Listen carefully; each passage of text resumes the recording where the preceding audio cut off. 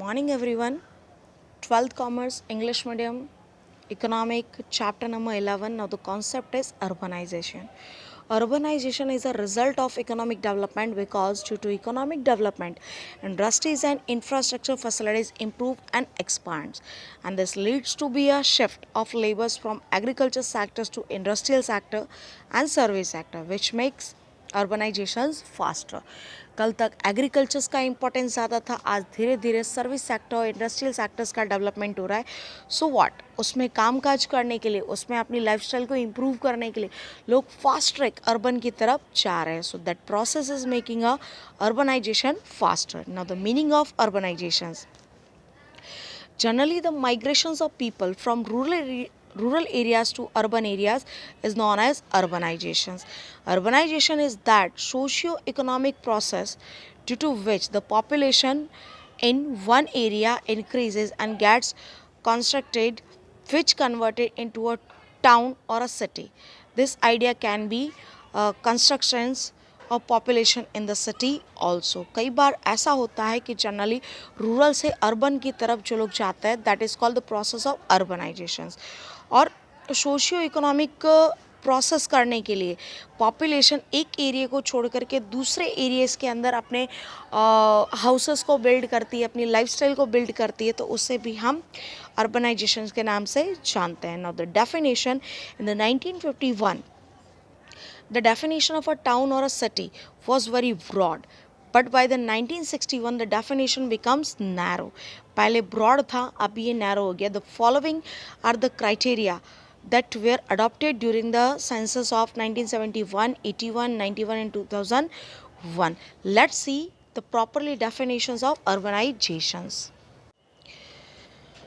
All those areas which are planned, managed by municipality corporations, cantonment board or a notice town areas committee, जहाँ पर पूरा का पूरा planning and management municipality corporations करता है, that area is known as urban. Second आता है जिसमें 3 पॉइंट्स हमें दिए गए. First, 5,000 and more populations lives in that area. कम से कम 5,000 का वहाँ का पॉपुलेशन होना चाहिए and above. Second, 75% or more population are employed in the non-agriculture sector. Total population का at least 75% population agriculture को छोड़ करके दूसरे sector like industrial and service sector पर depend होना चाहिए. If the density of population is 400 or more than पर square kilometre, 1 kilometre के अंदर रहने वाले लोगों का रेशियो एटलीस्ट 400 होना चाहिए, उससे ऊपर जाएगा. Then 3 points are fulfil, then we can says that it is a urban. यहाँ पे अगर ये 3 पॉइंट्स कंप्लीट होते हैं तो हम उसको बोल सकते हैं ये अर्बन है. Due to industrialization, urbanization in the entire world is on the rise, and if this continues by the 2050, 2/3 of the world population will be in the urban area. अगर ये इसी तरीके से कंटिन्यू रहेगा तो वर्ल्ड का almost जो populations है वो कहाँ पे आ जाएगा, अर्बन में, और रूरल के अंदर काफ़ी कम हो जाएगा.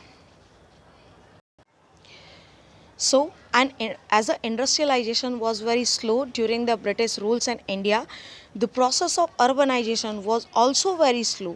But after independence, the Indian government has adopted a policy of encourage industrialization, and hence urbanization has started taking place, but at a very slower phases.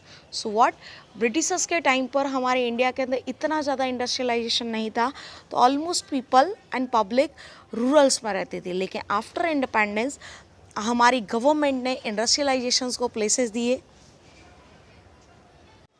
Economy के अंदर. सो व्हाट, अर्बन एरियाज़ का development हुआ. Urban areas का development हुआ तो लोग उसका benefit लेने के लिए वहाँ तक भी गए.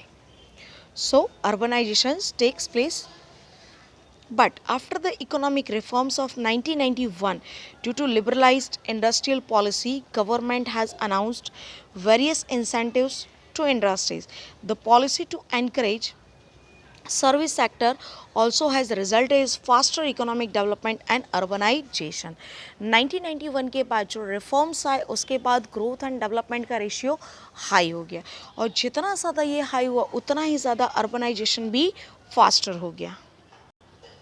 Now, generally 3 types of urbanization takes place. First, in towns and city, birth rate tends to be higher than the death rate, and hence the urban population increases at a higher rate, which is known as natural population growth. जहाँ पर जन्म जो बच्चों का हो रहा है, birth अगर हाई हो डेथ के प्लेस पे, तो वो नेचुरली है, वहाँ पे ही बच्चे जन्म ले रहे हैं, तो वहाँ पे पॉपुलेशन हाई हो जाएगी. सेकेंड आता है due to the change in the definitions of village and town areas, many rural areas have been upgraded and merged into the cities, which result is an increases in the urban population like Ahmedabad, Vadodara, Surat and Rajkot.